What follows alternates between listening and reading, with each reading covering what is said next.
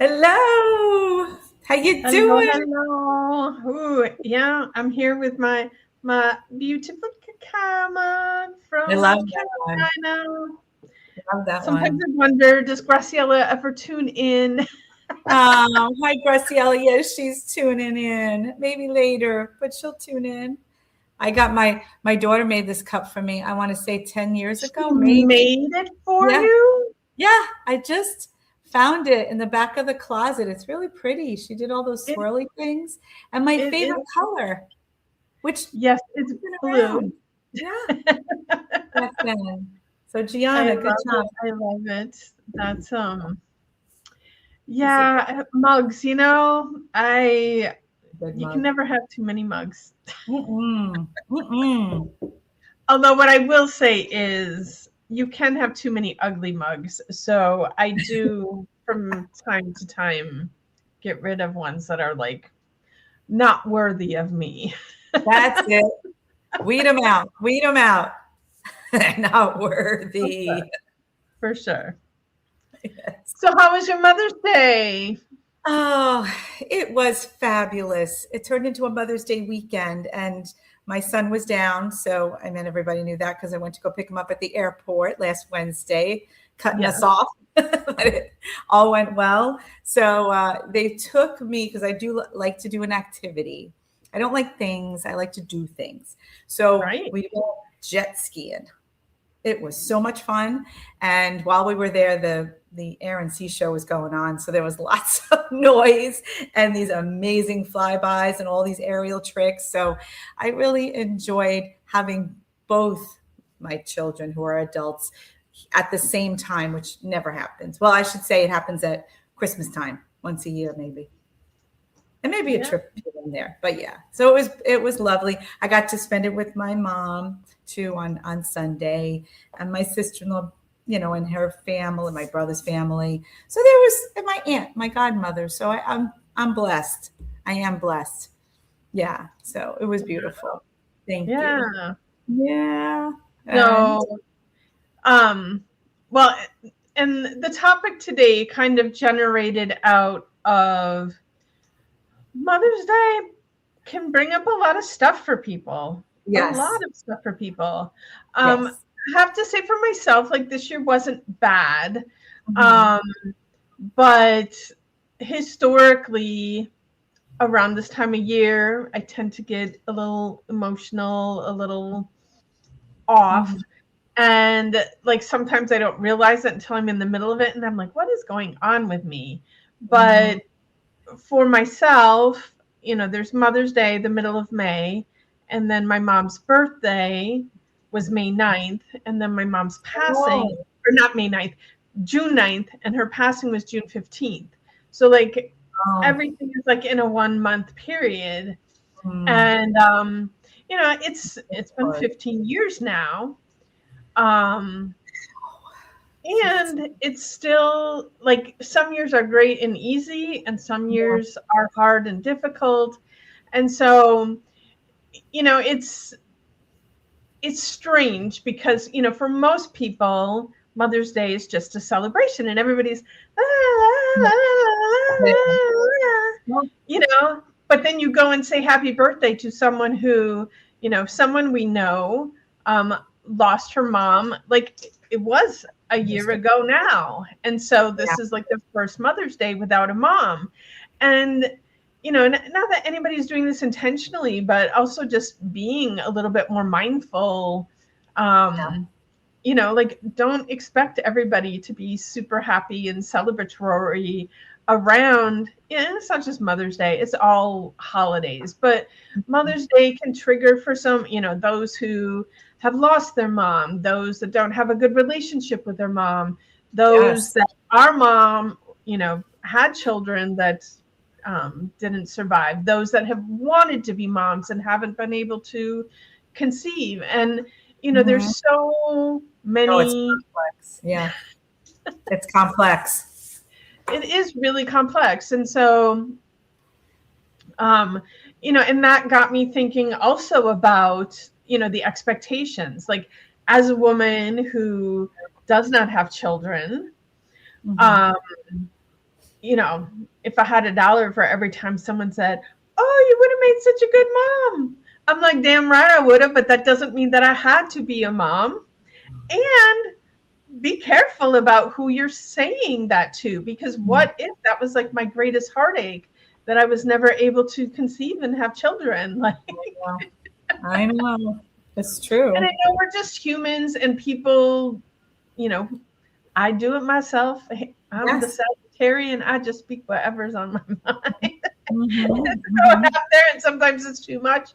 But around topics like that, sometimes it's like, It's sensitive. pause before you Yeah. speak. And like, if someone's not receiving it the way that you want them to receive it, like, Yeah. give them some grace, give them Yeah.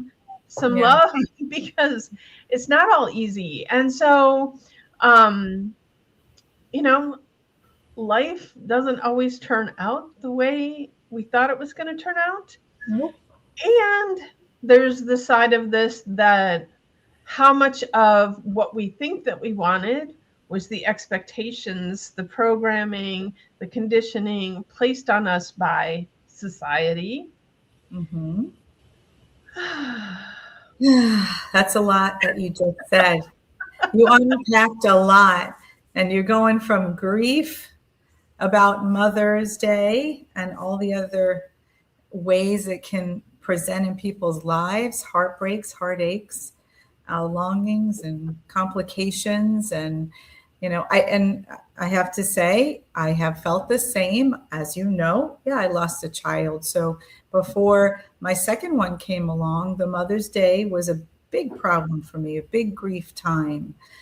So I do tend to get a little more sensitive for some. And I think there is a way to approach a woman, because I never expect, if I don't know a woman well, I don't expect Mother's Day to be all that in a bag of chips and do the super duper, hey, happy Mother's Day, enjoy your kid. I don't go there. In fact, I don't know if you remember, I saw you last week. I gave you a plant, and I wanted to honor your mom, knowing she had passed. And because I know she's coming through you, I see the mother in you, and I see your mother in you. And I think it's a good honoring to go to say that to people, to when you know that their mother has gone, or they don't have children, so it's not a day that's celebratory for them. There's always a way to honor who has passed on, right? And to remember them. So I think it's a good thing. And I practiced that with my mom too. My grandma passed a while ago. That's a hard time too, even when grandmothers go. So, which is expected age wise, but it's still difficult. It's still difficult. So we all have grief, we all have loss. And that does, bring to your point about getting into, well, life is life. And there's a lot of things that are hard in life. And when you are going along and you think it's going to be one way and it's not, what happens? The expectations that we have for our future, our lives when we're young, how did it turn out? That we're looking back now, at our age, we can say that, because we've been there for a while. So what happened? Did we have expectations? Did we have attachments? Did we have, all these things that we thought our life would be? How did it turn out? And I think like what comes up for me a lot now in that, line of talk is those expectations that you had, were they actually your expectations? Mm. Or were they societal expectations, right, familial expectations? Yes. Because so often, again, it comes up in my private sessions, like people feeling bad about not accomplishing or doing something, but then we sit and have the conversation about it, and it's like, well, it wasn't even something that they actually wanted. It was just something that they felt that they had to do because of, like I said, of course, the collective, the conditioning, the programming. And I think often when you're in that space of not, maybe you didn't achieve that expectation because that expectation wasn't even in alignment with who you are, and it wasn't Mhm. your expectation, but Yes. societal expectation. And that's Yes. even, expectation is one of my words that, Yeah. I, some time ago, this is probably like 3 years ago or something, I had this aha moment that I had expectations of the people around me that I might not have even verbalized those expectations of them, but just even energetically holding that space of expectation of them. I was Mhm. like, I get to release them of Yes. all the expectations I have of them. And then Mhm. as I was going outward with that, then I also realized, like, oh, and I get to release myself of Yeah, all the expectations I've held. that's good. That's a good one. That's a And good it's one. like, I invite the audience, like, just even to say that to yourself, Mhm. like, a few times. Like, look yourself in the mirror and Yeah. say, I release you of all expectations I have of you. Yes. Yes. And it's a really interesting experience to do that, and to really look at yourself and mean it when you say it to yourself. Mhm. Like, when I did that, it was just weight coming off of me, tension coming off of me. It Mhm. felt like years coming off Mhm. of I me. remember this actually, and I have to say, well, I'll take you one step further because I remember you saying it to me and a few others around you. It's like I release you of all the expectations that I was holding on. And when you say it to another person, even so, yourself, other Yeah. people, you really went forward with that, and I saw it. It was a transforming lightning. I saw it. Yeah. So thank you for sharing that for sure. Yes.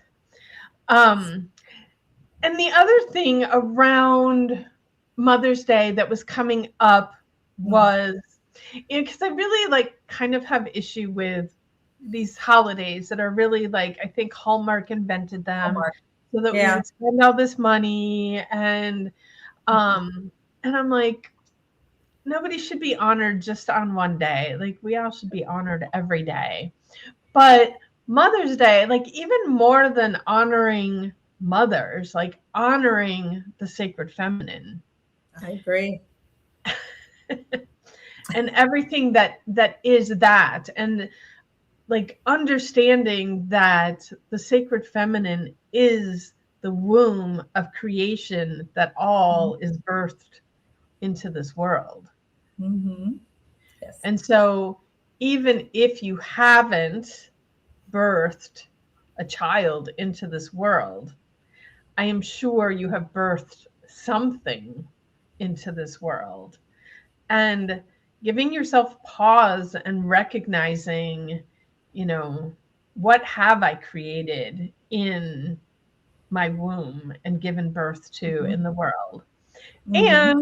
And, like, yeah, I'm going to stir up some people by saying this, but men birth things into the world also, because, Oh, we talk about this all the time, that we yeah. all, whether you are male or female, you still have both Oh, masculine and feminine energies within you. And right. so, yes, that creative force, that birthing into the world force is more of a feminine energy, Mm-hmm. and you know we as women are generally more connected to that. Mm-hmm. Men also have that creative wombing, birthing energy in them as well. And so, Yes. um if you're struggling with the, I'm not a mother, or my mother wasn't good for me, or I've Right. lost my mother, or whatever around that, like, it can be a day to look at and honor, like, what have you Mhm. created, what have you birthed. And because I think a lot of times too, we create and birth things that we never even acknowledge. Oh, You know, we yes. just Yeah. do it. We do all that work and make Right. all of that, and then we just Just moving along. forget what we did, Yep. the gifts that we've given out into the world. Yes. And you know, listeners too, I invite you to tune into that and look at what have you birthed into this world, because we all birth Mhm. and create things that and it doesn't matter how small they are, they can still have great value and meaning. And Yeah, they can. And I like this, the fact that you're talking about honoring the individual who creates and births things. And, we do take for granted how we go day to day. We keep creating, we keep doing, and we keep producing and producing a lot. I mean, I just think about my work day, how much I have just done all day to create, or all day to do the tasks that support the whole system. And, sometimes I go, oh, it's a thankless job. I'm just doing this. But if we look at it, I have to sometimes take a step back and say, wow, that made a difference to who? It's really the human being that I'm making a difference for. So if it's the students, if it's my coworkers, if it's my boss, if it's, we really do have to honor what we do and what we create and what we give to the world, because sometimes we're looking for that validation or somebody else to do it, or we get angry or upset, or we expect, right, somebody to acknowledge us in a certain way, and it's not enough, or it's not. So anyway, not to get wrapped into that, it's just, or wrapped up in it. We have to give it to ourselves. And it's true, letting go of expectations, but also giving to ourselves and acknowledging ourselves. Do it for yourself. That's the most important thing, and not be attached to the outcome of, the relationship or the other or whoever you're giving to. I do want to say one thing about the relationship. Just you and I sitting here, we're creating this conversation. And it's sometimes what you birth with each other that makes such a difference in the world, because our feminines come together, our masculines come together. Sometimes it's the feminine and the masculine coming together. But what we do together collectively, and just pairing, is just an amazing thing. And watch what you birth together and how you feed off of one another. And some are easier than others to have a relationship with and do that. Because I mean, you and I, it's very easy, isn't it?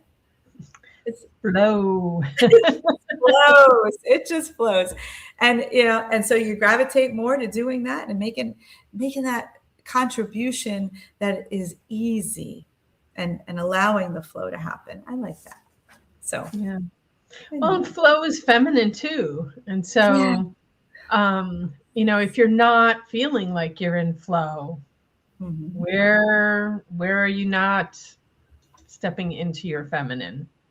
Because 100%. Meant to be flow. It is. And I want to thank you for bringing the community that you bring. You started this, and you started this community-centered way of allowing that flow and bringing people together and honoring a human being, whether it's divine feminine or masculine or what have you. You really have kind of the cornerstone and all these things that you're doing, whether it's sweat lodge or chakra balancing, or I know you've got a 6-week. I'm going to let you talk about your 6-week plan there. But you have really honed in on what is meaningful and purposeful for somebody to come forth in the world and give to themselves and honor and acknowledge themselves. I love that, because our circles do that, and I see it regularly. Yeah. And because you mentioned the Sweat Lodge, and the Sweat Lodge has been a huge teacher for me in really embodying some of the, because so many of these things that we talk about, we've known for years and years and years, but Mm-hmm. knowing it and embodying it are two very different things. And I remember, so it was two male friends of mine that first presented. They actually came to me asking me, who do you know that has enough land to put a sweat lodge? Oh, Um, wow. and I don't think that they ever in a million years expected that I was going to say, put it in my backyard. So when I did, they're like, wait, you have a backyard big enough for a sweat lodge?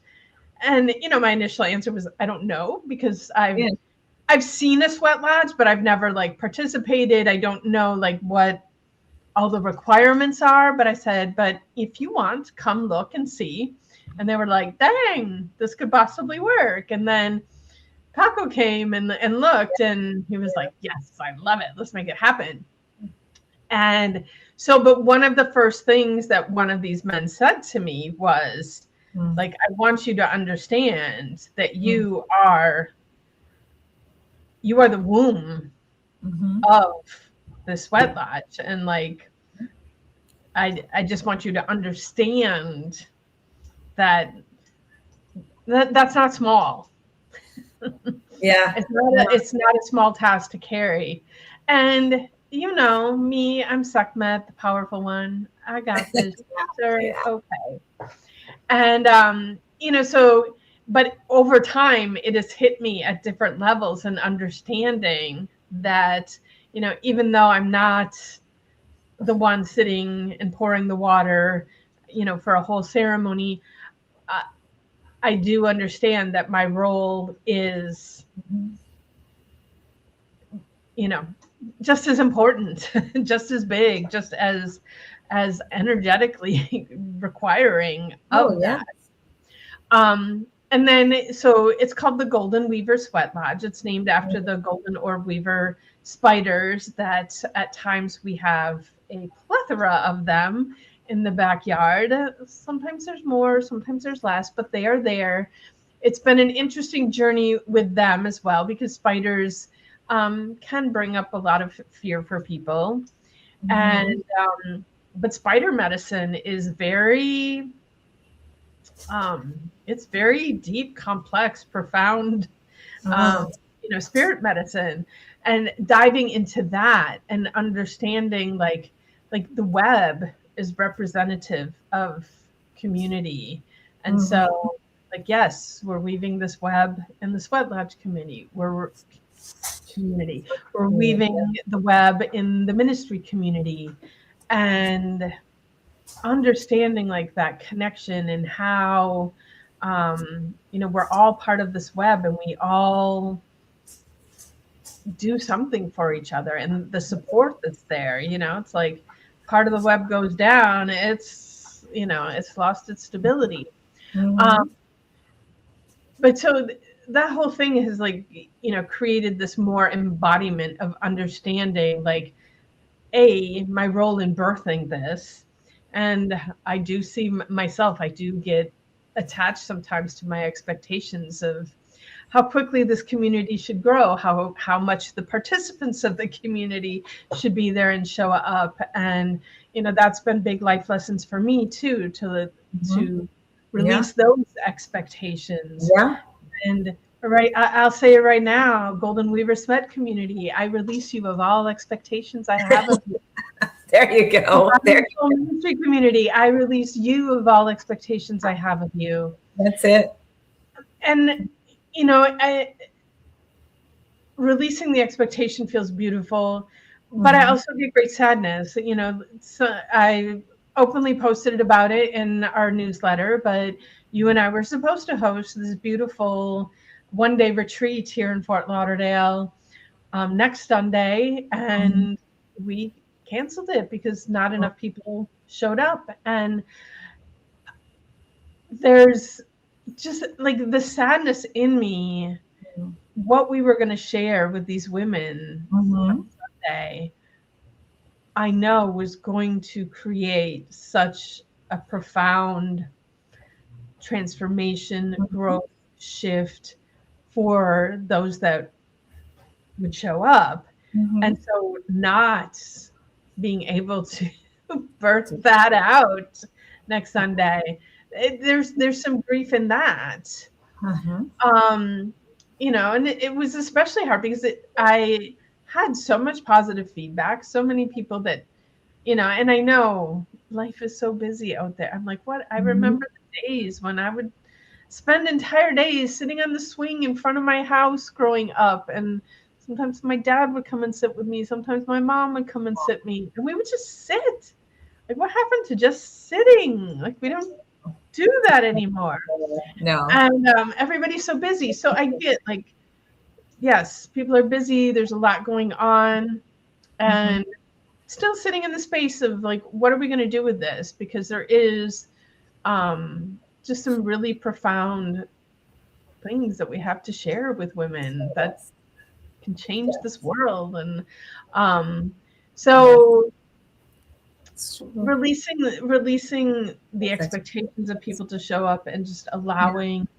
um, allowing things to happen when they're meant to What they're happen. meant to happen. Yeah. Like, it wasn't meant to be this Sunday. The universe conspires in my favor. I am okay with it. But just every time we gather in community and seeing the shifts that happen, seeing the love that happens, the support Mhm. that happens. And even, so the last cacao Wow. ceremony that we had some newbies there. Yeah. And Talk about that. the feedback, one of them reached out, almost a week after, and was just like, that changed my life. Mm, And it that's wasn't awesome. anything that I said or did. It was something that someone else that was present shared. And it allowed this woman to see things that, what she learned from that woman, I probably told her umpteen times. But for her to sit in the space of community and witness it, the energy of the community, and having Oh, it come from a space that she didn't expect it to come from. oh yes. Um, oh, Carla's here. Hi, Carla. Hey, Carla. Yay. Miss you. That's awesome. But there are things that happen in community that, like, yes, I love my one-on-one sessions with people. It's amazing. And yes, two people kind of is community, but each additional person that you bring in amplifies that energy even more and amplifies the Yeah. possibility even more. And so, to everyone that is out there, I really encourage you to find community somewhere. Mm-hmm. Mm-hmm. And, whether it's our community, whether it's a different community, but community is so important, so Yes. important. And that community is a part of Sacred Feminine. Yes. And, this Yes. toxic patriarchy that's out there, it's like, it's me against the world. I've got to look out for me as opposed to looking out for we. And so, yeah. But so you mentioned my 6-week program, and I'm super excited about this because people do, yes, we're here in Southeast Florida in the Fort Lauderdale area. And I do get that feedback. Like, I wish I could do the things that you're offering, but I'm not in your area. And so I have created a 6-week online program, and it's called Reclaim Your Power, because my mission is always remember who you are, reclaim your power, and embrace that so you can radiate that out into the world. Mm-hmm. And yeah, it'll be hour and a half commitments every Wednesday, 6 to 7:30, starting June 3rd. All the info is up on the website, bodyandsoulevents.love. So head over there, check it out. If you have questions about it, ask me. It is going to be limited to 15 people max because I want everybody to really to be able to connect and feel a part of it. And yes, I love all the people, and community is important. But for some of this work, we do need to to cap it at a certain level so that everybody can get the attention that they need, that can have, the interactions that they need. And Mhm. yeah, Mhm. it'd be a cool, beautiful thing. Sounds beautiful. I know it. And I love that you're going to do the online version. I know there is a lot.